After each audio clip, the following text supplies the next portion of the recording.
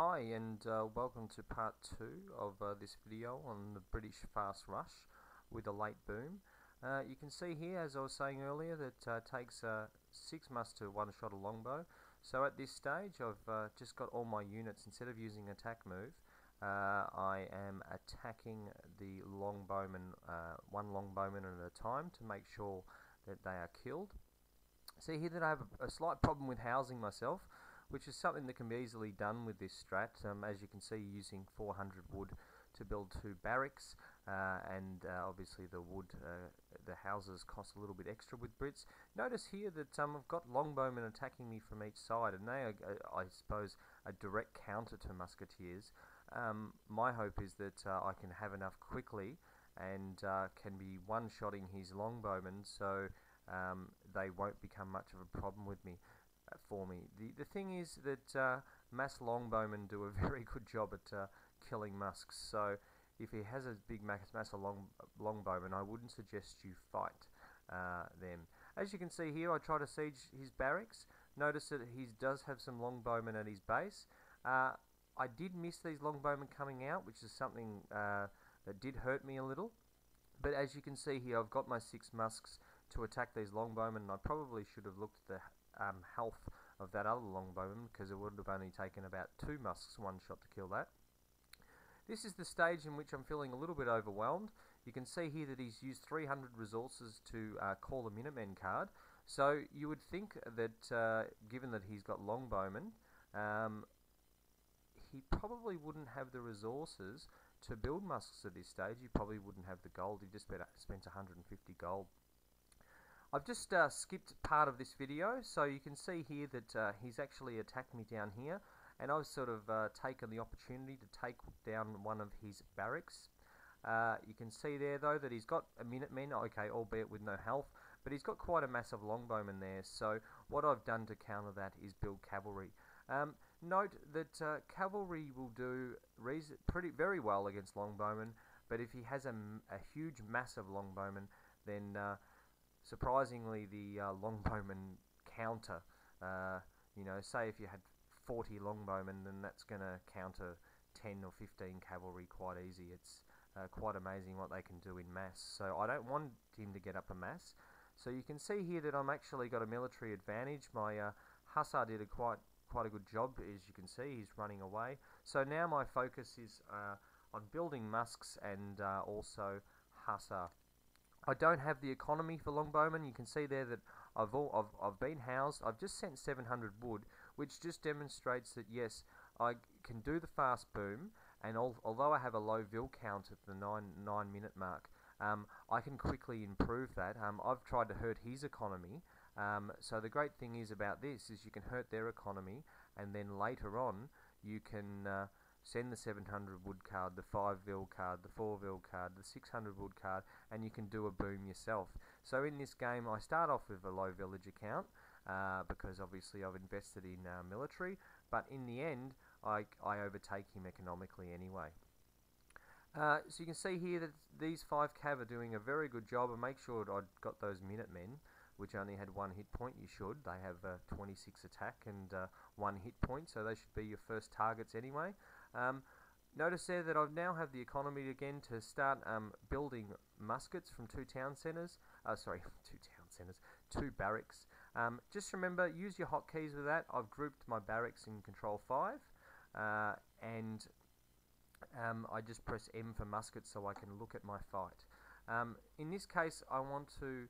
I think I run out of hard drive space. Making these videos, it takes about 1 gig originally to make a video for about a minute, so I just had to make some more hard drive space, and as you can see I'm back at around about the same point, so I'll unpause it shortly. There we go. Okay, so you can see that I've got 31 vils.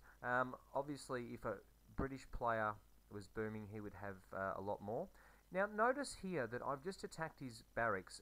What, I guess if I was to ask you the question, where should you attack next? If you're saying town centre, then you're probably as stupid as me. You can see there that I just clicked on the hunts before, and those animals were all being hunted. You could see that through the fog of war. You can see that there. So this animal's been hunted, that animal's been hunted. So why on God's earth would you attack a town centre when I should be attacking this area here? A town centre is worth 600 wood. I'm going to lose military by trying to attack it, and in this case I've actually given him an opportunity to remass units, and although I later do win, it almost changes the momentum back to his favour.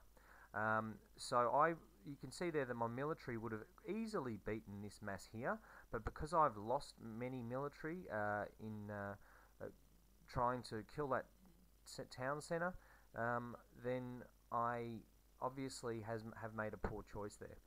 So my advice to you is make sure that you attack villages and hurt their economy.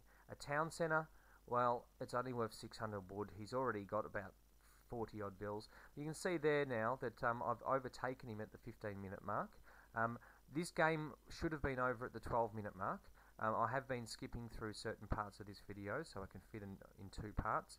But now what I'm doing is getting up a massive longbowman, etc. This exchange doesn't go too well for me.